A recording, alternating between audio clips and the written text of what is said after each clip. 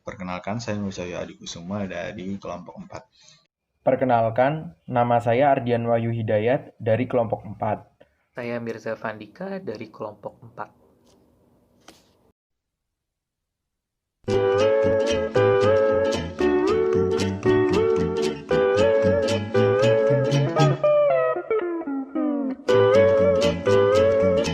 Apakah kebijakan lockdown, karantina wilayah, atau pembatasan sosial berskala besar harus dilakukan? Menurut saya, kebijakan tersebut harus dilakukan karena seperti yang kita tahu, kebijakan mengenai kesehatan atau upaya untuk mengatasi penyebaran virus COVID-19 harus dijadikan prioritas.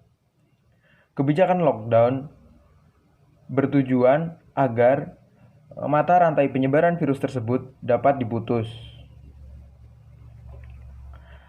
Namun, jika pemerintah ingin melakukan lockdown, maka pemerintah harus memberikan kompensasi kepada masyarakat yang terdampak atau masyarakat yang tidak bisa bekerja karena adanya lockdown.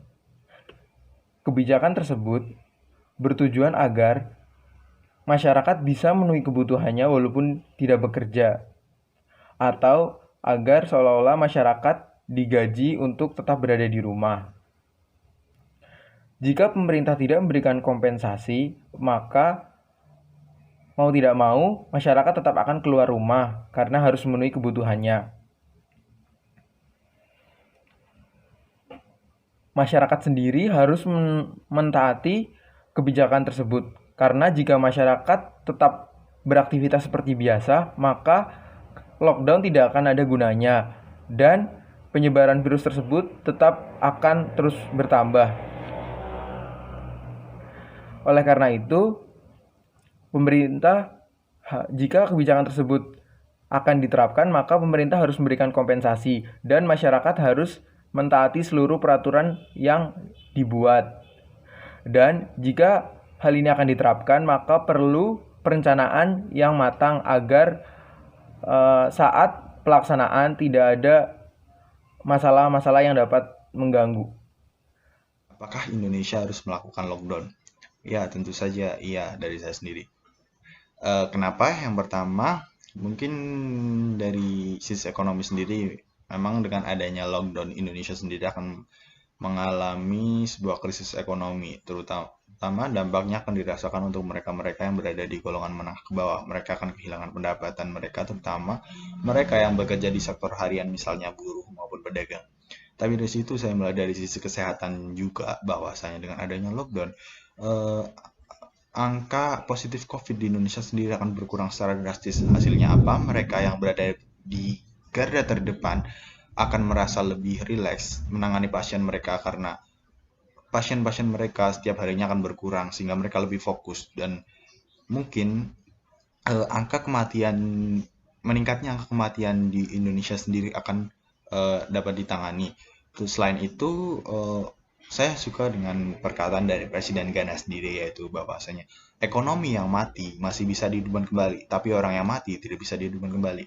Dan dari situ saya melihat bahwasanya mungkin untuk menangani dampak negatif dari adanya lockdown ini sendiri, pemerintah bisa memberikan sebuah subsidi bagi masyarakat. Mungkin bentuknya yaitu BLT atau bantuan langsung tunai sehingga masyarakat bisa memenuhi kehidupan sehari-hari mereka dengan adanya bantuan dari pemerintah sendiri. Sedangkan bagaimana, apakah benar-benar lockdown itu perlu? Oke, jika kita lihat lockdown itu istilah yang digunakan untuk upaya pengendalian penyebaran infeksi ya. Definisi lockdown sendiri itu sebenarnya belum begitu jelas dan belum disepakati secara global, dan penerapan lockdown di setiap negara atau wilayah memiliki cara atau protokol yang berbeda. Mungkin kalau mengacu pada penjelasan Presiden Joko Widodo, lockdown mengharuskan sebuah wilayah menutup akses masuk maupun keluar sepenuhnya, dan masyarakat di wilayah yang diberlakukan lockdown tidak dapat lagi keluar rumah dan berkumpul, sementara semua transportasi, kegiatan perkantoran, sekolah maupun ibadah akan dinonaktifkan.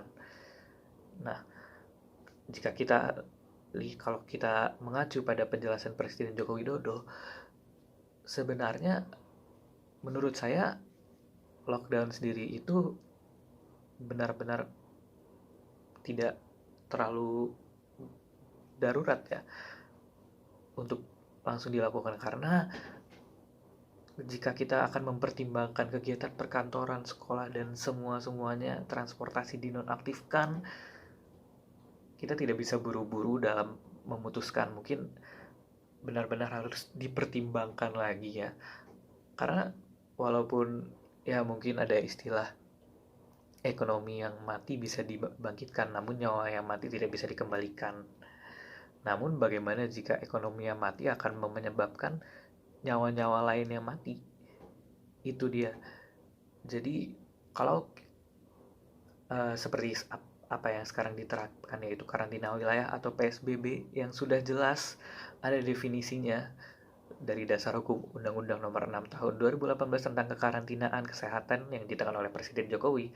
Karantina wilayah adalah pembatasan penduduk dalam suatu wilayah, termasuk wilayah pintu masuk beserta isinya, yang diduga terinfeksi penyakit dan atau terkontaminasi sedemikian rupa untuk mencegah kemungkinan penyebaran penyakit atau kontaminasi.